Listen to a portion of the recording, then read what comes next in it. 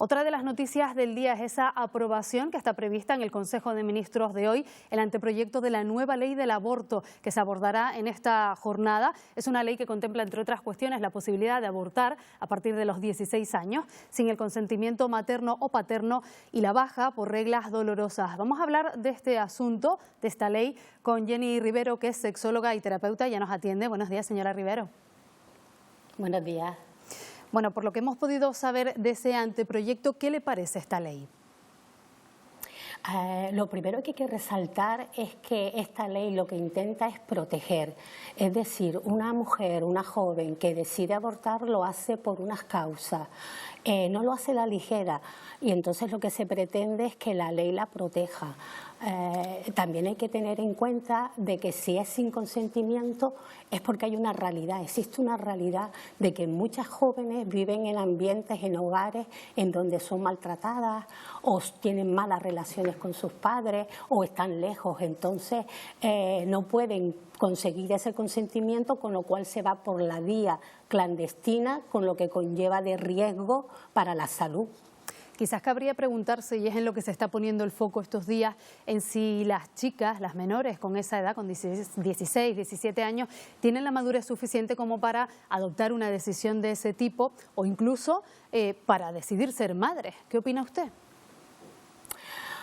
Hay que destacar que si tenemos la cuestión de que una mujer está capacitada para tener un hijo, con lo que eso conlleva, autonomía económica, tener un techo, tiempo, disponibilidad, ¿cómo no va a tener la capacidad de decisión para interrumpir un embarazo? Es decir, hay una contradicción, se es madura para una cosa, pero no es madura para la otra, cuando la realidad es que al final quien cría a esos niños son los abuelos, y no solo estamos hablando de un embarazo o de un aborto, estamos hablando de qué sucede después, qué pasará luego con la vida esa. Tanto el hecho de tener un bebé como el hecho de decidir interrumpir un embarazo no son cuestiones sencillas de abordar. Me imagino que aquí juega un papel fundamental el asesoramiento, la orientación que reciben estas chicas, ¿verdad? ¿De qué manera considera usted que se debe hacer? Yo creo que eso es lo importante. Lo importante de todo este tema es la prevención y la educación. Es decir, es necesario, fundamental, obligatorio tener una educación sexual en los centros desde edades muy tempranas y hacer un acompañamiento, no sencillamente una charla puntual, que también es importante, pero entonces el adjetivo sexual se relaciona a coito y a genital. No, la educación sexual es mucho más, es trabajar habilidades sociales, es trabajar la autoestima, es trabajar relaciones sanas, es crear patrones para quererse uno mismo y saber decir que no, es también dar información sobre anticonceptivos de barrera para evitar infecciones de transmisión sexual y embarazo, porque parece que la mujer ha llegado sola a este punto. Y no, ha llegado porque se ha unido a otro, a un hombre, ¿no? Entonces toda la carga cae en la chica, en la joven, tanto en el preservativo, porque parece que las mujeres tenemos que convencer al chico para que se ponga preservativo, y luego si no se lo pone porque es como una, suelen decir pruebas de amor, tú si no me quieres, si me quieres es que no me lo pongo y todas esas historias. Entonces por eso es tan importante la educación, educar en igualdad con toda esta información para crear conciencia tanto en el chico como en la chica en lo importante de la prevención.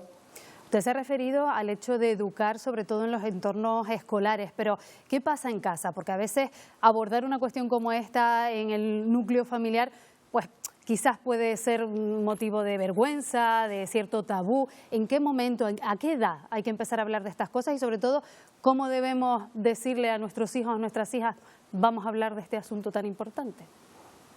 Eso es un tema muy importante, el tema de la educación sexual. Primero, a crear reuniones en los colegios para informar a los padres, porque cuando se va a dar una charla de educación vial, los padres encantados. Se va a dar una charla de nutrición, los padres encantados. Pero hablan de sexo y se tiran la mano a la cabeza, y es porque no saben el concepto de sexualidad, como expliqué antes. ¿Y cuándo hablarle a tus hijos de sexualidad? Pues cuando te pregunten, así de sencillo. Los niños y las niñas tienen curiosidad por todo. Te preguntan que por qué el semáforo se pone rojo, que porque las hojas de los árboles se caen, pues cuando te pregunten por qué papá tiene eso y mamá no lo tiene, contestarle desde su vocabulario de la forma más sencilla posible, no manifestar tensión ni negarte, porque si te niegas a dar esa información, ellos van a buscarla en otros canales que pueden ser erróneos. Las redes sociales ya sabemos todo lo que eso influye. Entonces es importante que tú le contestes, y si te ves que no estás preparado, hay una bibliografía genial, libros que te pueden ayudar un poco, porque todos los padres no sabemos o no nacemos sabiendo. Entonces ahí te preparas con algún librito, que hay cantidad de libros, pero sobre todo no mostrar tensión, ser natural y acorde a su edad, que no les des un discurso, sino cuando vaya surgiendo, crear vínculos de confianza para que ellos estén abiertos a hablarte de cualquier tema.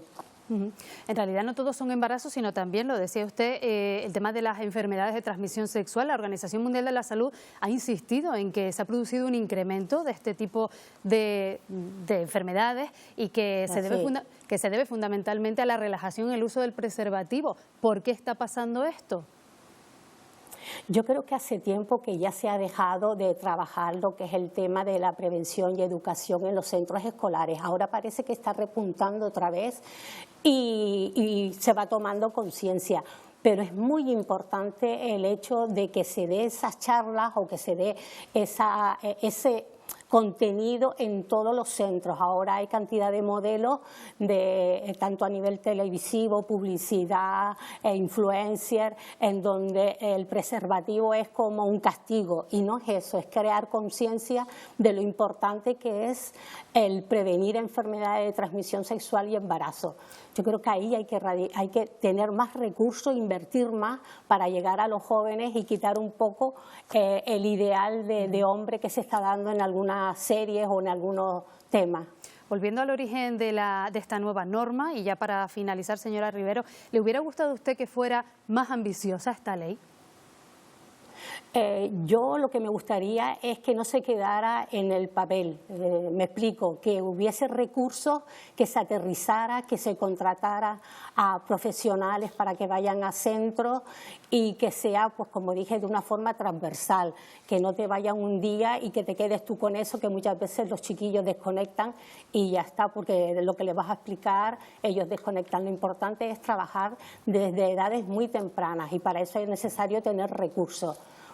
Y después también un teléfono como la ley, eso sí me ha gustado mucho, que la ley tiene un teléfono de atención al adolescente para orientar a quien quiera sobre el tema de la interrupción del embarazo o cualquier cuestión de sexualidad. Pues Jenny Rivero, sexóloga y terapeuta, muchas gracias por habernos ayudado a entender algunas claves de esta ley. Buenos días. Nada, buenos días, gracias a ustedes.